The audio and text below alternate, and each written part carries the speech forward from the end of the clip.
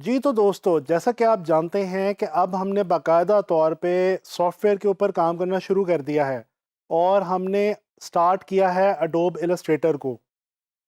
दोस्तों, हम लोग देख चुके हैं कि अडोब इलस्ट्रेटर का मेन इंटरफेस क्या है और उसके अंदर कौन सी इम्पॉर्टेंट चीज़ें हैं जिनको हम इस्तेमाल करते हुए अपने ग्राफिक्स और अपनी इलस्ट्रेशंस जो हैं वो इलस्ट्रेटर के अंदर बना सकते हैं। अब मैं आप लोगों को जिस चीज़ की तरफ लेके जाने लगा हूँ वो भी एक बहुत ही इंटरेस्टिंग और इम्पॉर्टेंट सी चीज़ है। दोस्तों, मैं अब आप लोगों को बताने लगा हूँ कि एडोब इलस्ट्रेटर में हम जब कोई भी टास्क करने लगेंगे, कोई भी डिज़ाइन बनाने लगेंगे, कोई भी इलस्ट्रेशन बनाने लगेंगे, तो उसके लिए हमने डॉक्यूमेंट सेटिंग्स क्या रखनी है, कैसे रखनी है और उनको किस तरह से चूज़ करना है। तो आइए चलते हैं एडोब इलस्ट्रेटर की तरफ और देखते हैं कि हम न्यू डॉक्यूमेंट की सेटिंग्स किस तरह से चूज़ करते हैं। ये देखें जी, सबसे पहले मैं एडोब इलस्ट्रेटर को ओपन कर रहा हूँ। ये सॉफ्टवेयर ओपन होने के बाद ये देखें आपके पास एक क्रिएट न्यू का ये यहाँ पे एक बटन आ रहा है। अगर आप मेरे कर्सर को गौर से देखते जाएं तो आपको बड़े आराम से पता चलता जाएगा कि मैं क्या कर रहा हूँ। अच्छा, अब ये देखें, जब मैं क्रिएट न्यू के ऊपर क्लिक करता हूँ तो ये एक नई विंडो पॉपअप होती है। दोस्तों, ये जो विंडो पॉपअप हुई है यही वो विंडो है जिसके अंदर बेसिकली हम नए डॉक्यूमेंट के लिए सेटिंग जो है वो अपनी चूज करेंगे। अच्छा दोस्तों, यहाँ पे मैं आपको रिमाइंड करवाता चलूँ कि मैंने आप लोगों को पहले बताया था प्रिंट मीडिया के हवाले से, फिल्म एंड टीवी के हवाले से, इलेक्ट्रॉनिक मीडिया, साइबर मीडिया, मैं आपको डिफरेंट मीडियम्स ऑफ कम्युनिकेशन या मीडियम्स ऑफ एडवर्टाइजिंग के बारे में बता चुका हूँ। तो दोस्तों, बेसिकली यही वो विंडो है और यही वो चीज़ है जिसके लिए मैंने आपको वो सारा कुछ बताया था। यहाँ पे अब हम देखेंगे, जैसा कि आपके सामने इस वक्त स्क्रीन पर नज़र आ रहा है आप लोगों को, कि अगर आप गौर करें इस विंडो के अंदर डिफरेंट मीडियम्स के नाम लिखे हुए हैं और उनका एक एक बटन भी मौजूद है। सबसे पहले ये जो हमारी टैब है ये है जी रीसेंट की। दोस्तों, ये वो टैब है कि जिसके अंदर जो रीसेंट आपने जो कोई भी डॉक्यूमेंट इससे पहले ओपन किया हुआ होगा वो आपको इलस्ट्रेटर जो है वो दिखाएगा। अच्छा, इसके बाद सेव्ड वाली टैब में आपको वो डॉक्यूमेंट नज़र आएंगे जो आपने सेव कर रखे हैं। इस वक्त ये ब्लैंक इसलिए नज़र आ रहा है क्योंकि हमने इस वक्त कोई डॉक्यूमेंट जो है वो पहले से सेव नहीं कर रखा। अच्छा, इसके बाद ये आपके पास mobile, web, print, film and video और आर्ट एंड इलस्ट्रेशन के नाम से डिफरेंट बटन्स हैं, डिफरेंट टैब्स हैं। दोस्तों, मैं स्टार्ट करूंगा सबसे पहले प्रिंट से। अच्छा, ये तो आप लोगों को अब तक अंदाज़ा हो चुका होगा कि हम जब भी बीइंग ग्राफिक डिज़ाइनर कोई भी डिज़ाइन बनाने लगते हैं या कोई भी आर्ट वर्क प्रोड्यूस करने लगते हैं तो डेफिनेटली हमने वो आर्ट वर्क किसी ना किसी मीडियम के लिए प्रोड्यूस करना होता है, क्योंकि वो आर्ट वर्क आगे चल के किसी न किसी मीडियम के थ्रू एग्जीक्यूट होता है, प्रोड्यूस होता है और लोगों तक पहुंचता है। क्योंकि ग्राफिक डिज़ाइन आप लोग जानते हैं कि ये एक मास मीडिया से रेलेवेंट फील्ड है। इसके अंदर हम जो भी चीज़ बनाते हैं वो हम बेसिकली लोगों तक पहुंचाने के लिए बनाते हैं, अपना मैसेज कन्वे करने के लिए। तो दोस्तों, बेसिकली अब यहाँ पे हम वो टैब चूज करेंगे जिसके लिए हम काम करने जा रहे हैं। अच्छा, जब आप ऑनलाइन फ्रीलांस मार्केट प्लेसेस पे काम करेंगे तो डेफिनेटली आपको डिफरेंट किस्म की जॉब्स मिलेंगी। उसमें कुछ ऐसी असाइनमेंट्स भी होंगी जिनका ताल्लुक प्रिंट मीडिया से होगा, कुछ ऐसी असाइनमेंट्स भी होंगी जिनका ताल्लुक इलेक्ट्रॉनिक मीडिया यानी फिल्म एंड टीवी से होगा, कुछ ऐसी असाइनमेंट्स होंगी जो वेब के लिए होंगी और कुछ मोबाइल वगैरह के लिए, मोबाइल डिवाइसेस वगैरह के लिए होंगी। अच्छा, यहाँ पे देखें आपके सामने प्रिंट मीडिया में ये डिफरेंट पेज साइज आ रहे हैं। जिस तरह से आप लोग सब लोग तकरीबन वाकिफ़ होंगे A4 के नाम से। ये A4 जो है ये एक बहुत ही मशहूर ज़माना पेपर साइज़ है जो कि आम तौर पे हम लोग अपने दफ़ातर वगैरह में और अपने घरों वगैरह में भी छोटे प्रिंट्स लेने के लिए यूज़ करते हैं।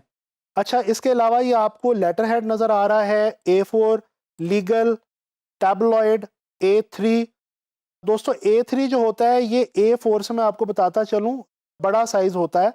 इसके अलावा B4 और B5, तो ये डिफरेंट प्रिंट पेजेस के साइज जिनके ऊपर बेसिकली जिन पेजेस के ऊपर प्रिंट लिया जा सकता है उनके डिफरेंट साइजेस यहाँ पे आपको पहले से इलस्ट्रेटर में दिए गए हैं। ये इलस्ट्रेटर्स जो CC 2018 जो वर्जन है जी, इसके अंदर ये हमारे लिए एक बहुत आसानी पैदा कर दी गई है कि ये इन्होंने पहले से स्टैंडर्ड साइजेस सेट करके हमारे लिए यहाँ पे रख दिए हैं और बड़ा ही आसान सा आपके लिए काम है कि आप फॉर एग्जांपल अगर आप कोई डिज़ाइन बनाना चाह रहे हैं A4 साइज़ का, तो आप सीधा जाएं A4 साइज़ पे क्लिक करें। यहाँ पे ऑटोमेटिकली एडोब इलस्ट्रेटर जो है वो A4 साइज़ का पेपर साइज़ जो है वो खुद ब खुद ही आपके लिए चूज़ कर लेगा। अच्छा, अब ये ज़रा राइट साइड पे आते हैं और देखते हैं ये कुछ लिखा हुआ है प्रीसेट डिटेल्स। दोस्तों ये कुछ ऐसी चीज़ें हैं, यहाँ पे कुछ ऐसी सेटिंग्स हैं जो मैं आपको आज अभी इस वक्त बताना चाह रहा हूँ। ये आपके लिए बहुत इंपॉर्टेंट हैं। आपने किसी भी टास्क को सरअंजाम देने से पहले डॉक्यूमेंट सेट करना है, तो आपने इन तमाम सेटिंग्स को खुद से सेट करना है, चूज़ करना है। इनमें से जो इंपॉर्टेंट सेटिंग्स हैं वो मैं आपको बताता चलूँ। दोस्तों सबसे पहले ये देखें, यहाँ पे आपके पास विड्थ और हाइट आ रही है। अभी फ़िलहाल ये आपके पास mm यानी कि मिलीमीटर्स में आ रही है। यहाँ पे ये यूनिट्स ऑफ मेजरमेंट दिए हुए हैं। दोस्तों ये यूनिट ऑफ मेजरमेंट बहुत ही इंपॉर्टेंट चीज़ है। आप लोग सब जानते हैं कि कोई पेपर हो, कोई कोई भी चीज़ हो, उसको मेजर करने के लिए कुछ यूनिट्स यूज़ होते हैं, जैसे कि इंचेस, मिलीमीटर्स, सेंटीमीटर्स, पिक्सल्स वगैरह। तो यहाँ पे हम लोग काम शुरू करने से पहले जिस मीडियम के लिए काम कर रहे होंगे उसी मीडियम से रेलेवेंट जो यूनिट ऑफ मेजरमेंट है वो यहाँ पे हम चूज़ कर लेंगे। जैसे कि प्रिंट मीडियम के लिए हम हमेशा याद रखें, हम यहाँ पे इंचेस का जो यूनिट है उसको चूज करेंगे।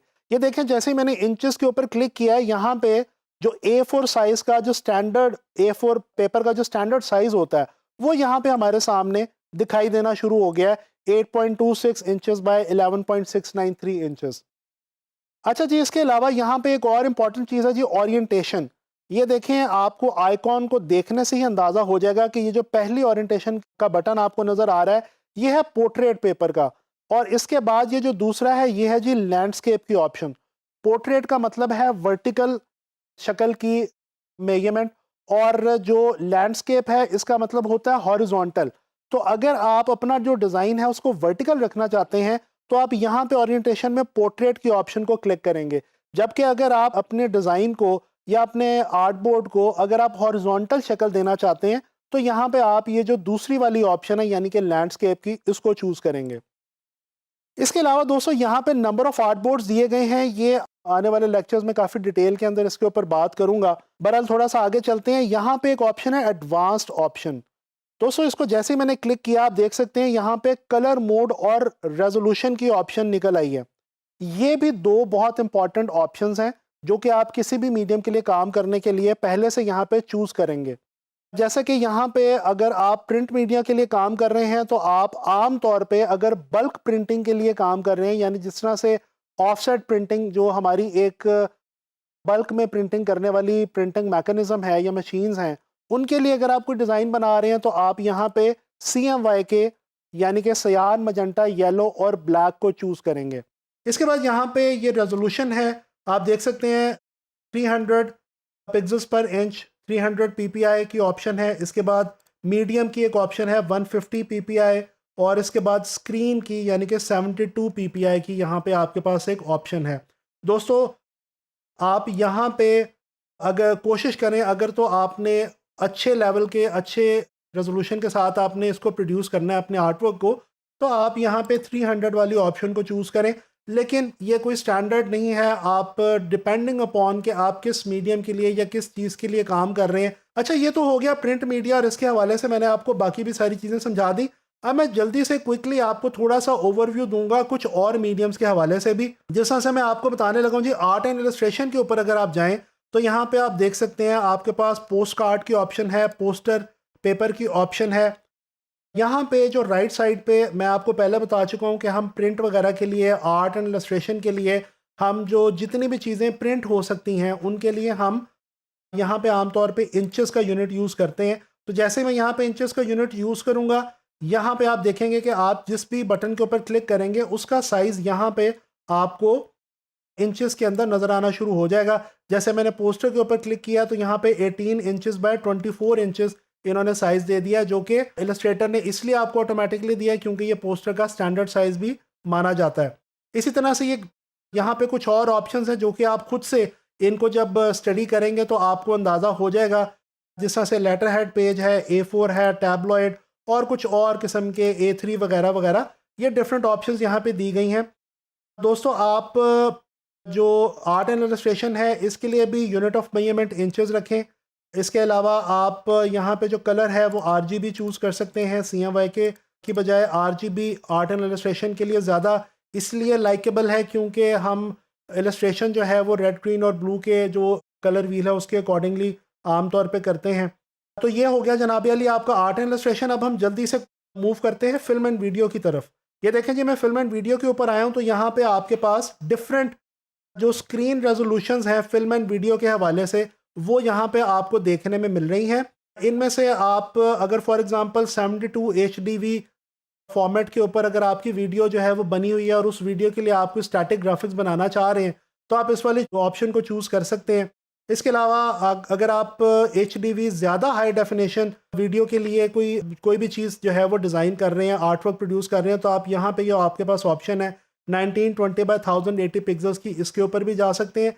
इसी तरह से आप ये डिफरेंट ऑप्शंस यहाँ पे अवेलेबल हैं। आप इनको जो है वो थोड़ा सा डिटेल में ज़रा स्टडी करेंगे तो आपको इनकी बड़े आराम से समझ आ जाएगी।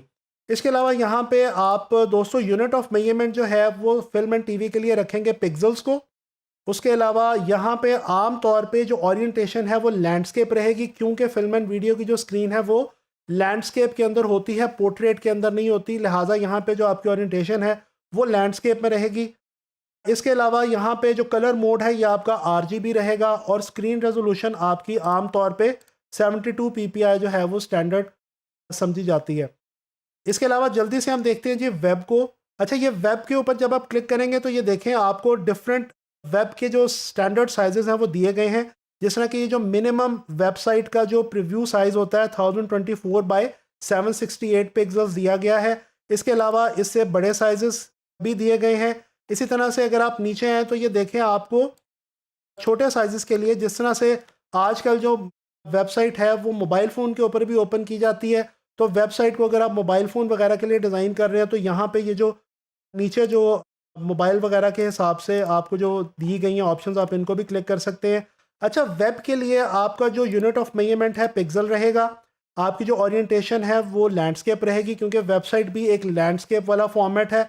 और इसके अलावा जो आपका कलर मोड है ये भी RGB रहेगा और आपकी जो स्क्रीन रेजोल्यूशन है ये भी 72 ppi आमतौर पे इसके लिए सूटेबल है।